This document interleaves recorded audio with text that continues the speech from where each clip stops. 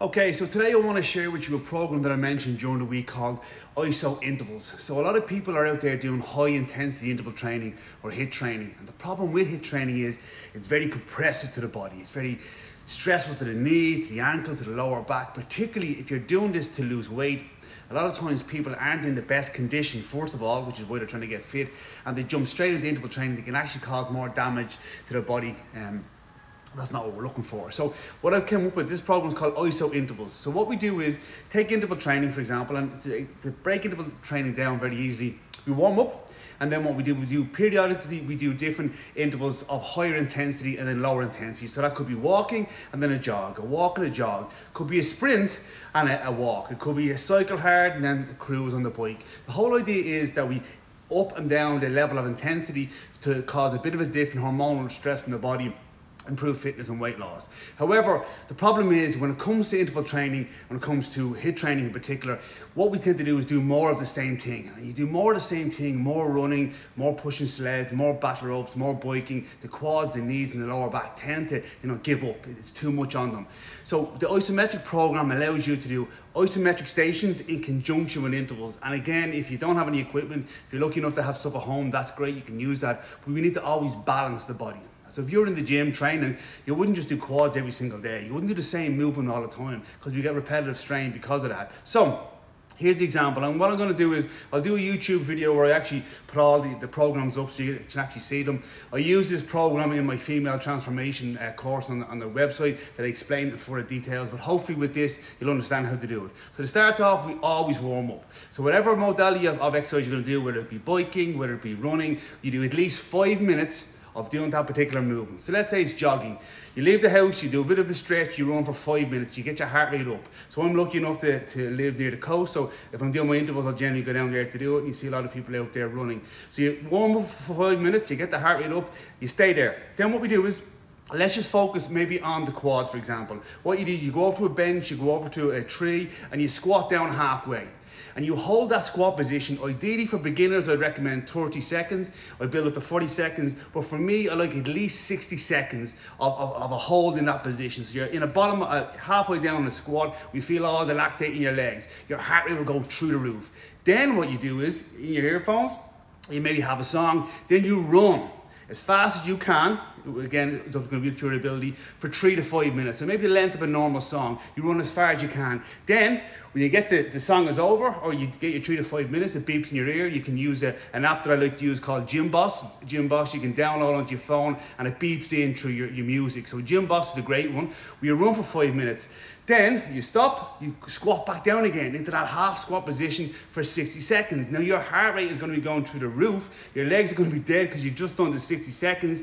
You hold it for a minute and then you go again. And the goal is to have at least 5 stations where you're holding that isometric tension and then running for 5 minutes in between. So it's not a long workout at all. So your 5 minutes run times 5, it's only 25 minutes, and then your 1 minute pause in between, so that's 30 minutes. Now, the reason why I say that is when people are outside running, they're running for 60, 70, 90 minutes at a time, and the wear and tear in the joints is massive. Where on this distance, you're covering less distance, there's less wear and tear in the body, but your heart rate is through the roof.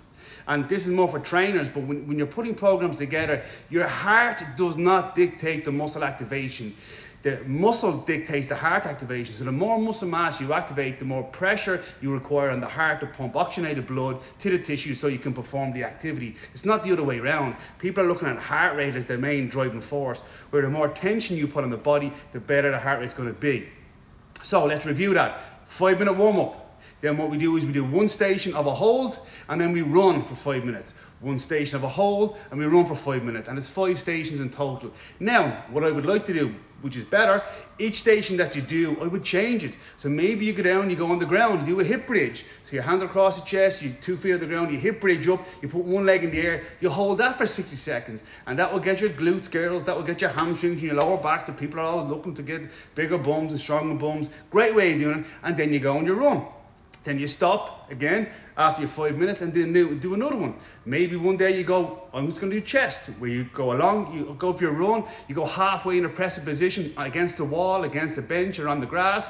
You hold that for 60 seconds, You might start off at 30, then go to 45, then go to 60, hold that 60 seconds, and then you go for your run where your heart rate is pumping because you've held that position.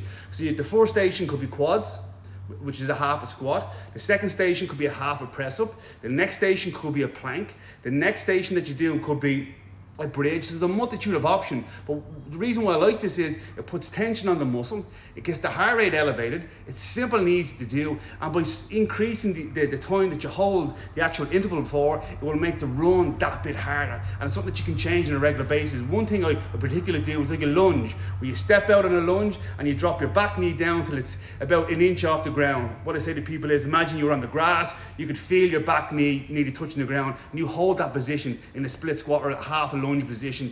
You hold that for 60 seconds and try to go for a run. Your legs will feel like you've just done 10K. And why I like it so much is, one, it's interval specific, so you can change it. You can look at your heart rate, you can use your Apple Watch, you can have your gym boss beep in when your time is counting down, and then you go for your run to your favorite song. It's simple, it's easy, it's effective, but the most important thing is it's going to improve muscle tone, muscle function. It's going to be easier for the body.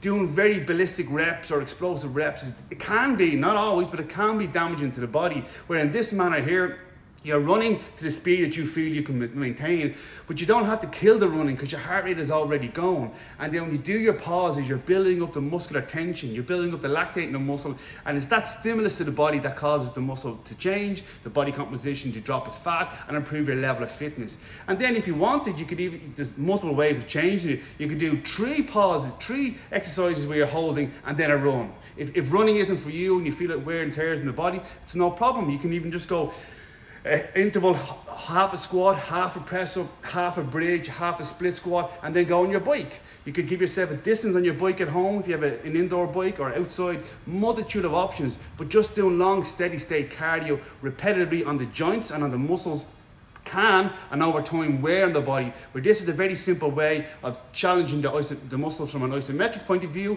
which is very safe and effective for the body. One thing I would say is with isometric, it's very important that you breathe. You're not looking to hold your breath, you're not looking to that Valsalva maneuver, you're looking to breathe and relax in that position if you can. But if you're not shaking like shaking Stevens, your legs aren't burning like lactic acid, you're not doing it correctly. So what I'll do is, this is all broken down in my transformation course, and I particularly like it for females because it's very muscle orientated and fitness, and it's very easy to adapt to certain people. So you can check that out, or what I'll do is next week I'll do a video on YouTube and I'll break it all down in a little bit of PowerPoint so you get the gist of it. But hopefully from this video you can try it out. Review. 5 minutes of a warm-up. Then what we do is we do an isometric station, a half a squat, a half a lunge, a half a press up, a bridge into the top position. We could even do an inverted row where we're pulling back against a bar. We hold that, ideally I'm looking for around 60 seconds, but that might be a bit too tough for people. Maybe we start off at 30 for the first workout we do, then 45, then 60. Then what we do is we run or we cycle, we do something aerobic that we're trying to push ourselves for 3 to 5 minutes. Then we stop and then we go into that isometric position again, and we do that 5 times. Make sure that we always warm up and we always cool down, and we look at our heart rate as we're doing this so we can assess that up and down. And that isometric station and that interval will really get the heart rate up and down, and that peaking, that troughing when it comes to interval training is far more beneficial from a body composition point of view, from a cardiovascular point of view, and from a mechanical point of view for your lower back, your knees and your ankles. I see people outside running, I'm like, oh my God, their knees are really banging off each other, their toes are pointed in, their postures are all around it, and particularly with females, they can tend to run in a bad position. This way here we can work on posture, we work on core, work on glute activation without the wear and tear on the body. So I hope that was helpful, guys. Any comments or suggestions, please do comment below. Share the video if you like, and then next week when I put the video on, breaking down the actual program itself, it might make a bit more sense to the guys that didn't follow me, or you can watch the video back again. And also next Saturday, I'm doing a modified strongman training workshop. Now, you don't get all bogged down with strongman training. It's not strongman training, really. It's modified, it's sleds, it's battle ropes, it's sandbags, it's doing isometric work. It's more functional training. It's not necessarily barbells and dumbbells. It's more unique training tools and how to put them into your programs. Unfortunately, a lot of people have a lot of scientific approach when it comes to training in the gym. When it comes to doing outside training or more movement training or sled work, they don't apply the same principles. And I'm going to cover that in detail on Saturday at 2 o'clock. The link for that webinar, it's free, it's in the bio. So thanks very much, guys, and have a great weekend.